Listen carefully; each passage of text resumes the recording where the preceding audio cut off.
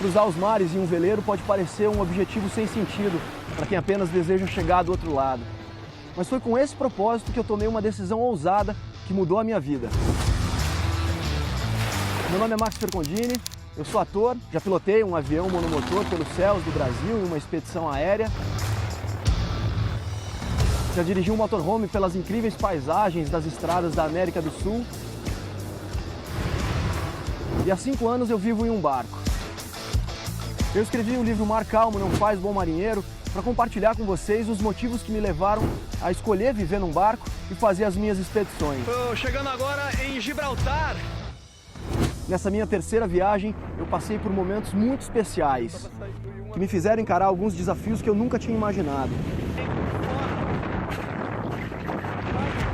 Você recolhe a vela principal, acabou de estourar. Mas que também me mostraram as belezas de uma vida mais simples e em contato com a natureza.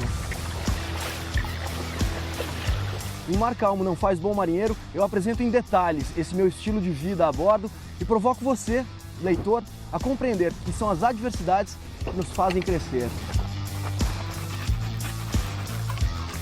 Espero que vocês embarquem junto comigo nessa aventura.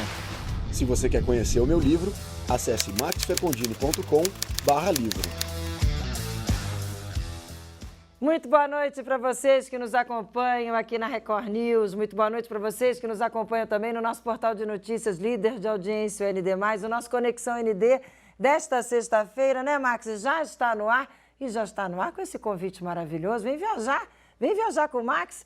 Ô, Max, você acabou de lançar o livro aqui em Florianópolis. Muito boa noite, muito bem-vindo. Coisa boa ter você hoje aqui com a gente.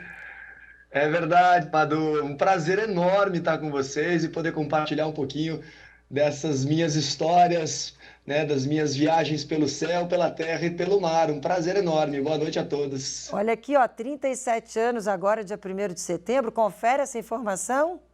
Confere, nasci em 1985, em setembro. Você é de São Paulo? Nasci em São Paulo, morei no interior de São Paulo até os 14 anos, né? E aos 14 eu mudei para o Rio de Janeiro e fiquei 18 anos lá. E há 5 anos que eu vivo na Europa. Atualmente eu estou com o meu barco na cidade de Lisboa.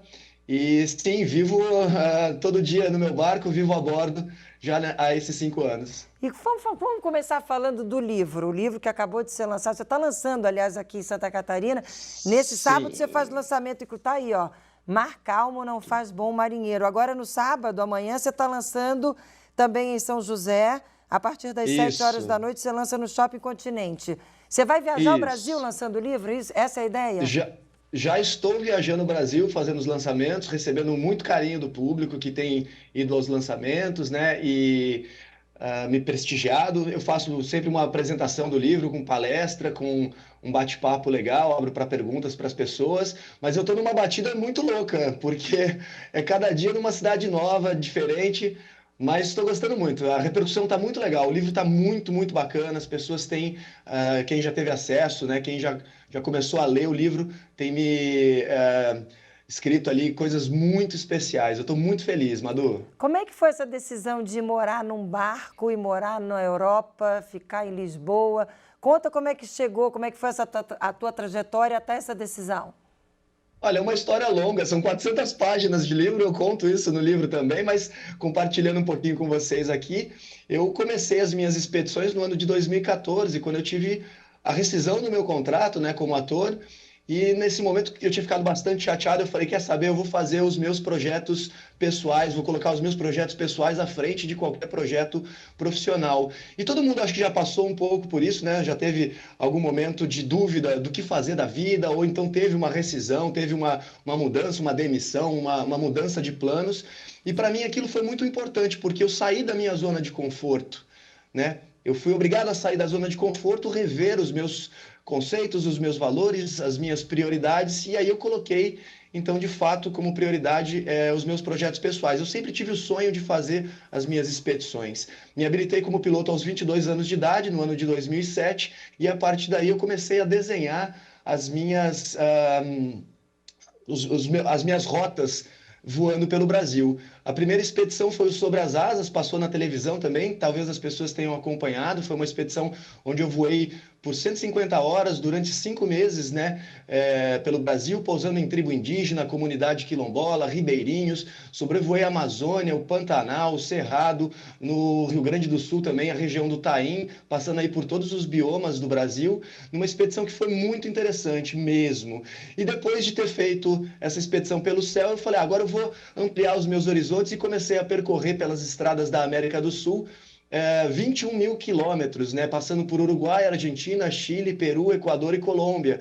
E nesse projeto que eu chamei de América do Sul sobre rodas, eu também tive a oportunidade de fazer algumas coisas muito especiais, como caminhar sobre uma geleira, né, um glaciar, que foi o glaciar Perito Moreno, na Patagônia, Argentina. Não só, mas eu ajudei a escavar o fóssil de um dinossauro de 90 milhões de anos. Tive também a oportunidade de escalar o vulcão Vila Rica, um dos vulcões mais ativos da América do Sul. E aí também passei pelo deserto do Atacama, enfim, numa viagem bastante longa até Cartagena de las Índias. Quando eu cheguei lá em Cartagena de las Índias, no Mar do Caribe, né, na Colômbia, eu olhei aquele mar e pensei, bom, eu fiz a minha primeira expedição pelo céu, a segunda pela terra, agora eu vou fazer a terceira pelo mar.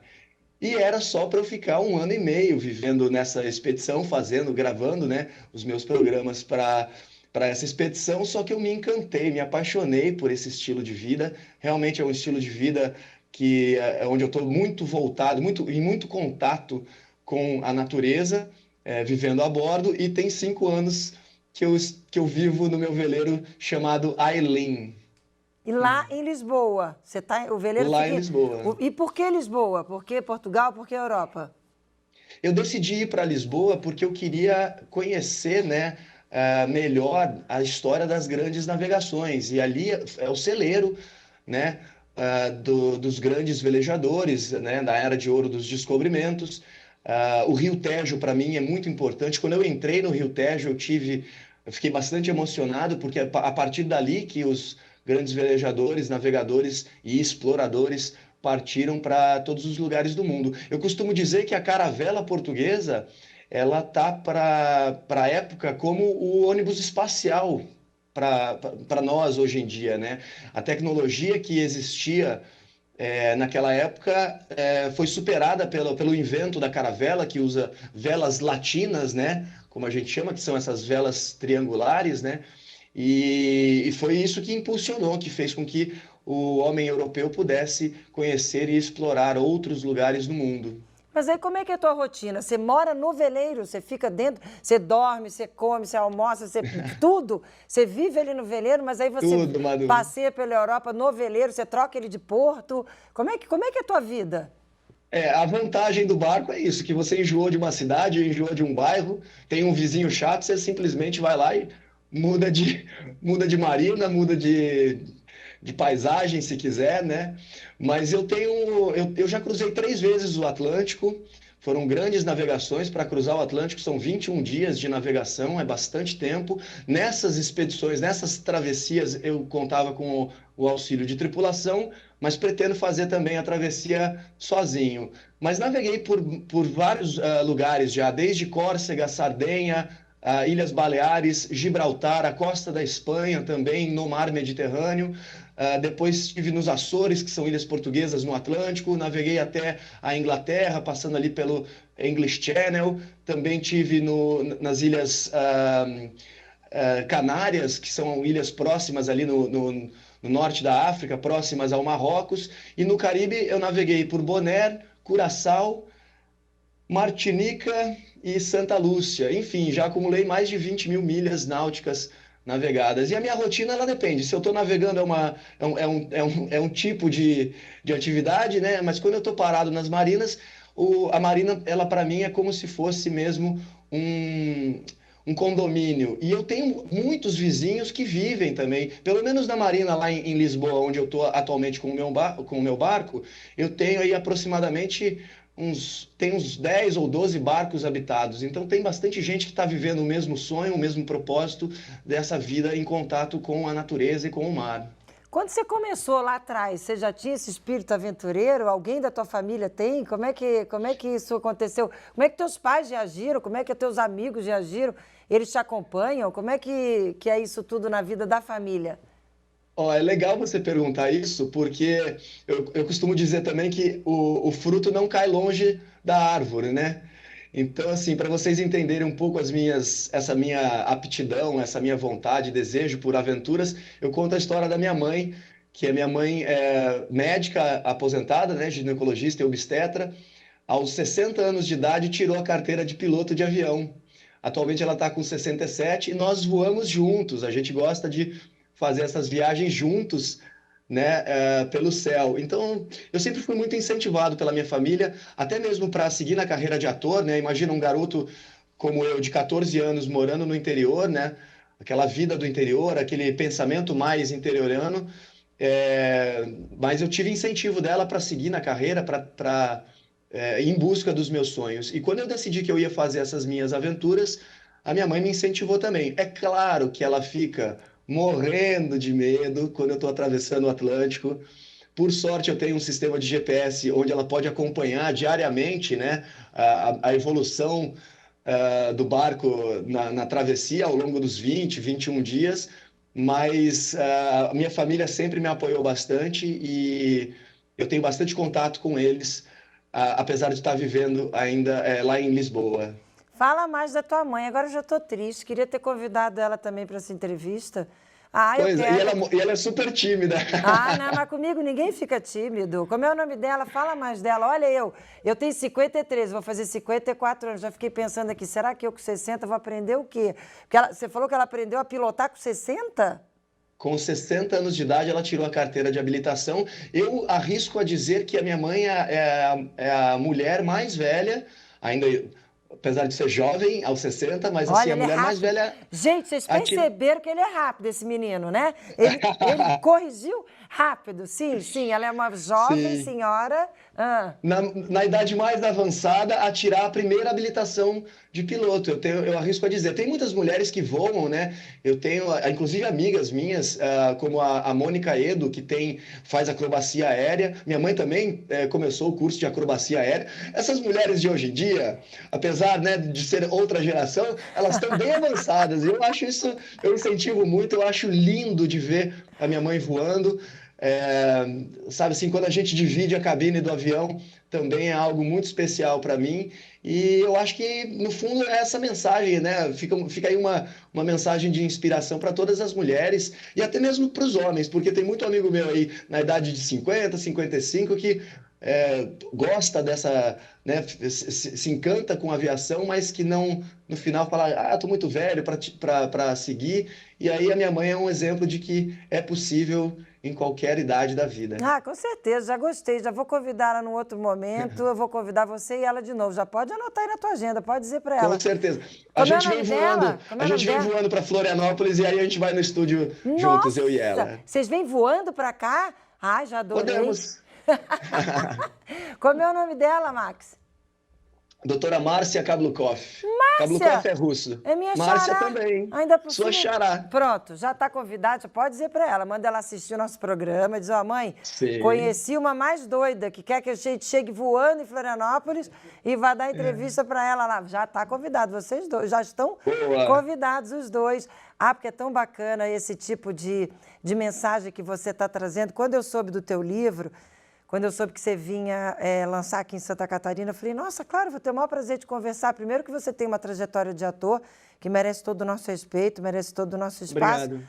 E ainda agora trazendo essa mensagem de reinvenção, de coragem para, né, sacudir o esqueleto e começar tudo de novo. Eu achei incrível quando você falou que você ficou triste lá. Você é um menino jovem, quando teve a rescisão, era mais jovem ainda. E quando leva um susto assim... Perde o chão, mas a gente não pode perder o chão, né? É verdade, a gente se apega a alguns conceitos, algumas coisas que a gente acha que a gente tem controle, e eu, nessa vida no mar, eu descobri que a gente não tem controle nenhum, especialmente diante da natureza, né, e as suas intempéries aí. O mar é tão forte, tão hostil ao homem, eu posso dizer que é hostil, né? A água salgada corrói, a água salgada machuca, o barco, né, as ondas são fortes, o barco não para de balançar. E eu aprendi, né, ao longo desses anos que é infrutífero, é em vão a gente tentar controlar a vida, não adianta, é só perda de tempo mesmo. E, na verdade, se a gente, eu olhando para trás, né, com a rescisão do meu contrato, se eu pudesse controlar a minha carreira, a minha vida, eu não faria, eu acho que eu não seguiria esse curso. Só que olhando para trás agora, eu vejo como isso foi importante para mim, como foi importante eu ter tido essa rescisão, porque se eu não tivesse saído da minha zona de conforto, talvez eu deixasse para realizar essas minhas aventuras só quando eu tivesse em idade mais avançada, talvez aposentado, ou então em algum outro momento que eu tivesse mais tempo.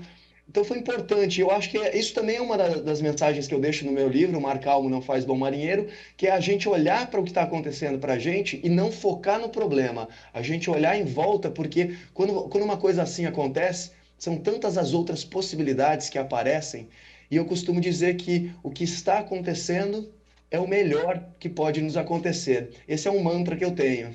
Muito bom, gente. Acredite se quiser, já foi um bloco do nosso programa de hoje. Eu vou ter que ir para o intervalo. Sim, senhor, mas por favor, não sai daí não. Aproveita o intervalo agora, liga lá embaixo, explica que você está dando uma entrevista para ninguém te incomodar mais. E não sai daí, que eu vou para o intervalo e volto rapidinho. Você que está em casa, nessa noite de sexta-feira, com certeza você está curtindo esse bate-papo com o Max. Não sai daí não, a gente vai e volta rapidinho. Até já.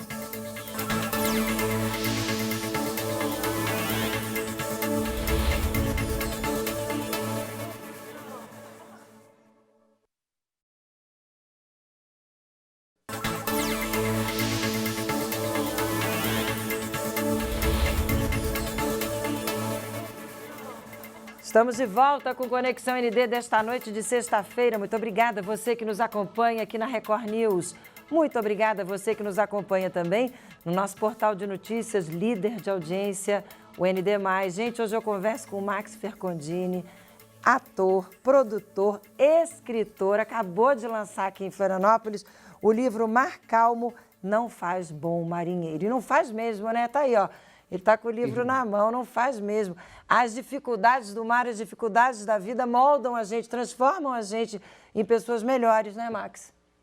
É verdade, tem muita analogia, muita metáfora que a gente pode trazer do universo náutico, da vela, para o nosso cotidiano. Esse título, né, Mar Calmo Não Faz Bom Marinheiro, já é uma frase que é muito utilizada pelas pessoas quando passam ali pelos seus momentos de turbulência, seus momentos de tempestades. Eu fiquei muito feliz por ter conseguido esse título para o meu livro. Até então ninguém fez um livro com esse título, então eu consegui trazer esses conceitos da navegação, esses conceitos da vela para essa história real, onde eu compartilho com as pessoas um pouquinho do meu aprendizado, das minhas superações, da forma como eu lidei com as minhas turbulências pessoais, os meus desafios da vida. E tem uma coisa muito interessante que a gente costuma dizer que na vida, né, aliás, na navegação, pior do que a tempestade é a calmaria.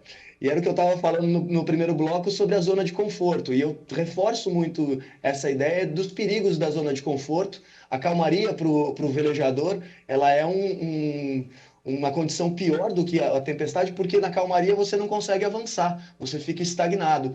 Na tempestade, o que o bom capitão faz é reduzir os panos, né? Baixar um pouco as velas, reduzir os panos e ali, protegendo o seu barco, conduzir a embarcação, mesmo que seja um pouco mais lentamente, mas conduzir, avançar ali no mar. Muito bom. E como é que você aprendeu tudo isso? Você aprendeu a pilotar motorhome, você aprendeu a pilotar monomotor, você aprendeu a velejar?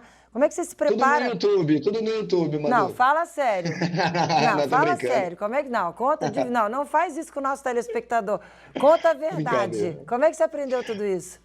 Eu me dediquei bastante, eu tirei a minha carteira aos 22 anos de idade, né, como piloto, e me dediquei bastante sempre a ter a liberdade para poder fazer as minhas expedições. Eu costumo dizer assim, eu comprei o avião para fazer a expedição, nunca foi um luxo, nunca foi por vaidade. Eu comprei o avião porque eu queria ter a liberdade de poder voar para onde eu quisesse, na hora que eu quisesse, para fazer a minha primeira expedição, que foi o Sobre as Asas. E a mesma coisa o barco. O barco, e me tornar comandante, capitão capitão do meu barco, é para eu não depender de ninguém. Eu velejo sozinho, eu tenho o meu barco. Quando eu fui comprar o barco também, que não é um barco luxuoso, apesar de ser um barco muito confortável, eu tenho espaço suficiente ali para guardar os meus equipamentos, as minhas coisas todas, né, de produção. Tenho minha ilha de edição dentro do meu barco. Mas o propósito nunca foi ter uma vida luxuosa. E é um pensamento de todo expedicionário, todo aventureiro que carrega o essencial. No barco, eu tenho só o essencial para as minhas expedições e o que eu acumulo são experiências. Muito bom. E o que você vai inventar daqui para frente? Porque eu fiquei pensando aqui, enquanto ele falava, já foi de avião, já foi de motorhome, agora está de barco. Você pretende mais o quê, pelo amor de Deus, agora? Coitada da tua mãe, Márcia, segura, Márcia. Vamos ouvir o que ele vai responder. O que você vai inventar? Eu estou esperando o Elon Musk lançar um foguete particular, né? Para ir para o espaço e para a Lua. Não. Não, isso não deixa de ser um sonho, de verdade. Um dia, quem sabe. Mas a minha ideia agora é voltar ao Mediterrâneo e eu vou velejar gravando a expedição. Foi sobre as asas, sobre rodas e agora então sobre as ondas. Eu vou velejar até a Turquia num período aí de 1 ano e meio, 2 anos. Também gravando todo o conteúdo, todas as imagens bonitas que vocês já viram aí na apresentação do meu livro. Vou gravar para poder contar essa história e poder compartilhar. Os meus projetos, todos eles são sempre assim, sempre para poder mostrar para as pessoas, entregar um pouquinho para as pessoas o que elas não podem ver no seu cotidiano, né? Não têm acesso. Então eu me sirvo de instrumento para isso. É claro que eu sou um privilegiado e estar nessa condição me alegra demais. Mas eu tenho a ideia de fazer também o terceiro livro, né? O primeiro livro foi o América do Sul sobre Rodas, o Mar Calmo Não Faz Bom Marinheiro, e eu estou agora já idealizando, já formatando um terceiro livro, e eu quero comunicar agora com o universo infanto-juvenil, das crianças. Eu gosto muito, muito de comunicar com as crianças, né? Quando eu apresentava o programa sobre ecologia, eu tinha uma resposta muito legal desse público, nesse universo, e eu acho que são essa futura geração aí que vai cuidar melhor do planeta e que merece a nossa atenção para poder fazer a diferença no futuro, né? Escuta, nós ganhamos um aventureiro e perdemos definitivamente o ator, ou não? Você tem ainda... o céu é o limite para você, né? Quer dizer, não é nem o céu é o limite, quer dizer, então... O céu é o caminho, o céu é o caminho, o mar é o caminho, a terra é o caminho. E o palco pode ser o caminho, as telas da TV também podem ser o caminho, ainda são o caminho? Madu, eu tenho gostado tanto de viver esse personagem, Max Fercondini, o aventureiro, né? O Indiana Jones, como outro dia um apresentador me chamou, eu achei muito engraçado, que é difícil eu agora me interessar por uma história de ficção. A minha realidade é muito, muito interessante, eu gosto muito mesmo das das oportunidades que eu estou tendo no meu caminho, mas não descarto a possibilidade de voltar para a televisão ou então, né, ir para o streaming e aí fazer uma série ou um filme. Tem projeto de filme, assim, eu tenho ideias para fazer, mas eu acabei migrando mais para trás das câmeras. Eu hoje em dia produzo as séries que eu apresento. Geralmente as pessoas acham assim, para o Max é fácil, porque o Max tem patrocínio e tal. Eu nunca tive patrocínio nas minhas séries. Eu sempre fui lá produzir as coisas que eu queria produzir e depois eu vendia o conteúdo para televisão. Obviamente, ao longo da minha carreira de mais de 20 anos como ator e apresentador, eu tive acesso ao universo do jornalismo na televisão, ao universo do entretenimento. Então isso facilitou com que eu pudesse concretizar a venda dos meus projetos, mas nunca foi algo fácil para mim, porque eu sempre encarei os projetos como projetos autorais, onde eu idealizava ali, onde eu produzia e depois então fazia a comercialização, a exibição num canal. Ô, Max, você deu gancho para a pergunta que eu estava aqui doidinha para te fazer, que é a questão da financeira. Exatamente isso, que quem vê você fazendo tudo isso, comprou o avião, comprou o barco, ficou de motorhome, viaja o mundo todo, fica pensando, meu Deus, será que ele é de família rica? Será que como é que ele viabiliza tudo isso? E todo mundo sabe que ninguém faz nada sozinho também, né? Você deve ter uma boa equipe e você também, de novo, deve ter... Não, é você sozinho? Não, sou eu sozinho. Como é que você se vira e como é que você banca tudo isso? Não, ótima pergunta. As pessoas têm bastante curiosidade. E assim, eu comecei a trabalhar aos 14 anos de idade. Graças a Deus, eu trabalhei numa profissão que tem, né, tem uma visibilidade bacana. Então, assim, eu tive sempre. Eu sempre economizei muito, isso é uma verdade, sabe? Então, eu consegui fazer um pé de meia bacana para poder viabilizar. Nunca, a minha família não é uma família rica, minha mãe é médica, ginecologista, sempre trabalhou muito, trabalhou em prefeitura, trabalhou no serviço público, né?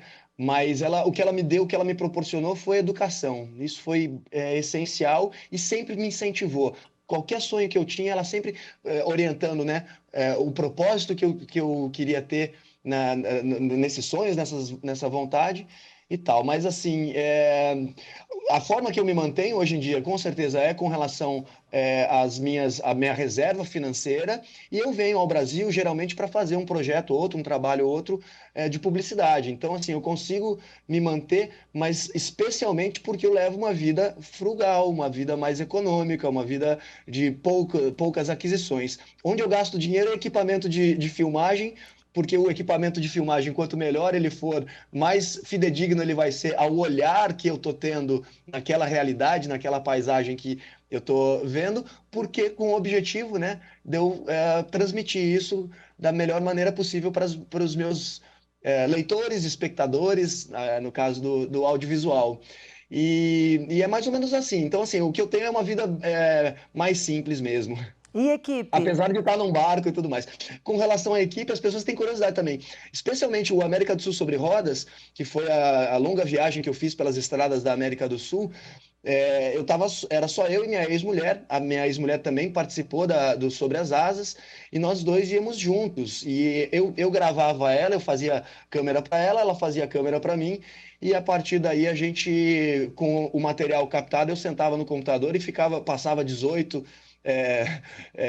12, 14, 18 horas editando os vídeos. Então, sim, todo o conteúdo que as pessoas que acompanham nas minhas redes sociais ou então dos meus programas foram conteúdos ali que eu editei. Uma coisa também legal, Madu, deixa eu te mostrar aqui, eu tô com um livro aqui na mão, vou mandar um para vocês, Oba. mas aqui eu coloquei, olha, 2 cadernos de fotos que vocês podem ver aqui, dá para ver certinho aqui. Dá para ver. Aqui é a Eileen, meu barco, aqui, né? Lá numa paisagem muito bonita, que é o Algarve, lá em Portugal, no sul de Portugal. Eu amo Então, Portugal. são 2 cadernos de fotos que ilustram um pouquinho as minhas andanças, né? As minhas aventuras pelo céu, pela terra e pelo mar. Aqui é a Eileen, meu barco por dentro. Como é o nome do barco? Eileen. O que significa? Desculpa se eu tô burrinha nessa pergunta. Não, imagina, não tem como saber, até eu fui pesquisar também a etimologia da palavra, e a Eileen significa a brilhante, a reluzente, né? Mas aí eu coloquei aqui, eu estava falando das expedições, eu coloquei, aqui tem o Procurando Nemo, ó, quem estava procurando Nemo já achou Nemo aqui, e eu coloquei 2 QR Codes, são 2 QR Codes que tem no livro com todo o material e vídeo da expedição de barco e das 2 outras expedições também. Então, o Sobre as Asas e o Sobre Rodas são 2 séries que eu gravei, são quase 4 horas de conteúdo audiovisual que as pessoas comprando meu livro têm acesso exclusivo. Muito bom. Você vai ficar triste comigo se eu te fizer uma pergunta muito pessoal, muito de família, assim? Não, Você falou muito na sua mãe, muito, e eu fiquei curiosa para saber do seu pai. É indelicado eu perguntar? Não, meu pai faleceu tem mais ou menos 2 anos, e tem uma coisa muito simbólica que aconteceu comigo quando eu estava navegando dos Açores para a Inglaterra. É uma coisa que eu não conto no livro, não contei isso no livro, mas no meio do mar, no meio da navegação, eram 14 dias de navegação, um passarinho muito pequeno, todo marronzinho assim, entrou no barco. E naquele momento, eu fiquei surpreso, porque eu estava afastado da costa, pelo menos aí, coloca aí uns 1.000 quilômetros afastado da costa, e aquele passarinho daquele tamanho, provavelmente ele estava doentinho, provavelmente ele se perdeu do bando dele, né? Pegou talvez um vento forte que o tirou ali da rota que ele estava seguindo, e ele achou o barco como um abrigo. E depois, quando eu cheguei na Inglaterra, fui para a Inglaterra, voltei depois para Portugal, e uma amiga minha me perguntou: Max, eu vi o vídeo que você postou daquele passarinho. Eu queria te perguntar, você perdeu alguém, algum familiar recentemente? Aí eu falei, Simone, né, minha amiga, falei, Simone, engraçado você me perguntar isso, meu pai faleceu tem mais ou menos mais ou menos um mês. E ela falou, era seu pai te visitando, Max. Isso já me aconteceu, ela contando, né? Ela falou, isso já me aconteceu quando eu perdi a minha avó, eu tinha uma conexão muito forte com ela. Eu estava em casa e, de repente, o corredor todo fechado, né? As janelas todas fechadas em casa, e apareceu um passarinho. Então, você pode ter certeza que aquela ali foi a visita do seu pai. E, assim, eu não sou tão ligado a essas coisas, mas eu acho que foi uma visita, sim, pode ter sido. E a natureza, ela tem isso. Eu acho que a gente, nessa vida, como dizia, né, um cientista, agora não me lembro o nome, mas dizia, na natureza nada se cria, nada se perde, tudo se transforma. E eu acho que a gente vai se transformar, não necessariamente em um passarinho ou uma borboleta, mas a gente vai continuar a existir aqui de alguma maneira, nem que seja só a matéria e o espírito vai para um lugar maior. Essa é a história do meu pai, que eu não compartilhei com ninguém. É uma pergunta bastante pessoal, mas eu fico feliz de poder contar essa história e compartilhar isso com vocês, viu, Meu Madu? Deus, que lindo. E eu fico agradecida de você dividir esse momento tão íntimo, tão seu, tão pessoal, tão simbólico. Obrigada. Obrigada por dividir Imagina, comigo, com a nossa imagina. Conexão Obrigado pela ND. pergunta. Imagina, olha aqui, ó, tá terminando, estamos chegando, encaminhando para encerrar. Eu vou então te pedir para convidar as pessoas para conhecerem mais o livro. Diz onde é que acha, como é que compra. Eu ouvi dizer que se a pessoa compra pela internet, se não vai ter o lançamento, você pode mandar autografado também. Conta como é que é para ter Isso. acesso ao livro, para conhecer um pouco mais de você, dessa tua vida aventureira e encantadora. Conta pra gente. Então, eu já tô com o seu aqui, ó. Oba! Eu já fiz o autógrafo aqui, ó, para você, no Ai, intervalo, ó, querida. para a Márcia, com carinho de Max Fercondini. Querida, obrigada. Tá bem? Obrigada, Tá aqui para querida. você. E quem não puder ir no lançamento, amanhã tem em São José, então, a partir das 19 horas, no Shopping Continente. Eu vou Isso. receber as pessoas, vai ter um bate-papo, eu vou fazer uma apresentação bem completa do livro. Quem quiser ir lá tirar uma foto comigo pode vir. Agora, se vocês não conseguirem acompanhar o lançamento, pode comprar pelo meu site, que é maxfercondini.com/livro, como aparece aqui embaixo, que eu estou vendo. Aí mesmo. E eu mando o livro autografado agora nas semanas de lançamento. Ou seja, tem que comprar agora, porque depois eu volto para Portugal, volto para o meu barco, eu não vou conseguir mandar o livro. Mas comprando agora, eu consigo mandar o livro autografado. Muito bom. E com dedicatória. Então vamos lá, você lançou em Floripa, nesse sábado você lança em São José, depois eu sei que você tem Isso. outros lançamentos, você vai para Porto Alegre, tem Salvador. Eu vou Você fica no Porto Brasil Alegre, até Salvador. quando? Eu devo ficar no Brasil até o final de setembro ou a primeira semana de outubro, volto para Lisboa e depois talvez eu volte para desenvolver algumas palestras. Eu já estou tendo bastante solicitação de palestras também, então talvez no mês de novembro eu até volte a Florianópolis, até volte a Santa Catarina para fazer as palestras, mas esse aí é um projeto que eu tenho que olhar um pouquinho mais para frente, porque agora eu estou bastante sobrecarregado com as viagens. É uma cidade por dia. Aqui em Santa Catarina foi muito legal. Eu tive em Blumenau, tive em Itajaí, Joinville, cidades que me receberam muito bem, mas que eu tô na estrada aí. Eu tô fazendo uma outra expedição agora para lançar o livro. Eu também costumo dizer que é mais difícil lançar um livro do que cruzar o Atlântico, viu? Olha aqui, ó, não esquece que você tem um compromisso comigo, que você vem com a sua mãe voando. Vocês vão chegar juntos voando aqui em Florianópolis. Você e a dona Márcia, hein? Não esquece que você falou que vai fazer Com isso. certeza. Mas antes disso, ó, eu levo o seu livro autografado. Querido. Max, obrigado. Olha, foi um bate-papo muito gostoso, cheio de informação bacana, de força para quem está nos acompanhando. A gente está entrando na casa das pessoas, eu sempre penso isso. O nosso Conexão ND é um programa que tem todo dia de noite, cada dia da semana. É uma apresentadora aqui do nosso grupo, do nosso ND TV, Record TV. E eu estou sexta-feira à noite na casa das pessoas, eu sempre penso isso. Entrar sexta-feira à noite não merece ser alguma coisa que não seja bem alegre, animada, para cima, para a pessoa se sentir com gás. E você trouxe isso para a gente, trouxe alegria, trouxe força de vontade, trouxe dedicação, reinvenção. Então, olha na câmera e dá aquele tchau para quem está nos acompanhando até agora, porque você já trouxe 1000 mensagens, mas fecha esse nosso bate-papo com uma mensagem bem bacana. Então eu vou falar um trechinho do livro Nas Minhas Navegações. De repente eu percebi que a vida pode ser resumida a uma gota no oceano, mas só quem conhece a profundidade do mar sabe que a resposta não está na superfície. Um grande beijo, adorei falar com vocês. Madu, muito obrigado pela oportunidade. Espero que todos tenham um ótimo final de semana e que a vida seja bela do jeito que ela tem que ser. Um grande beijo. Com certeza, até porque, gente, mar calmo não faz bom marinheiro. Essa é a mensagem que fica aqui desse nosso bate-papo delícia. Que encontro gostoso. Max, muito obrigada mais uma vez. Beijo no seu coração, sucesso sempre. Sempre bem-vindo a Santa Catarina. Vou te esperar, hein? Vou esperar você e Dona Márcia aqui no nosso estúdio. Eu volto, com certeza. Tchau, Um grande querido. beijo. Obrigada, um beijo grande. Tá aí, gente. Espero que vocês tenham curtido esse bate-papo. E eu vou fazer aquele convite toda sexta-feira, na segunda cedinho.